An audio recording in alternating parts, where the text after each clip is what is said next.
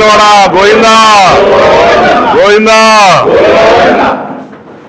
ఈ గోవిందా గోవిందా అనే దానికి 2019 నుంచి 24 వరకు మొత్తం కూడా స్వాహా గోవింద అంటే గోవిందా గోవిందా అంటే స్వామివారిని తలుచుకున్నట్టు మా పూర్వీకులు కానీ మేము కానీ మా పిల్లలకు కానీ నేర్పిస్తాం.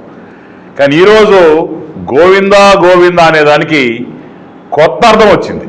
అంటే డబ్బులు తినేస్తే గోవిందా గోవిందా, స్కాములు చేస్తే గోవిందా గోవిందా. జగన్మోహన్ రెడ్డి గవర్నమెంట్లో అంతా కూడా గోవిందా గోవిందా. కాబట్టి ఇవన్నీ కూడా మనం చూస్తూ ఉంటాం ఏ రకంగా వీళ్ళు పోతూ ఉంటారు. ఒకటి దగ్గర ఒకటి చెప్తా ఈరోజు జరిగిన విషయాలు అవన్నీ. ముందుగా ఈరోజు చూస్తే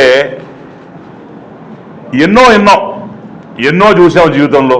ప్లాస్టిక్ మిగిలిన బియ్యాలు చూసినాము, దాని తర్వాత ఈ దొంగ రైస్ కావచ్చు, దాని తర్వాత పల్సెస్ కావచ్చు, ఇవన్నీ కూడా దొంగ ప్లాస్టిక్లన్నీ చూసాం.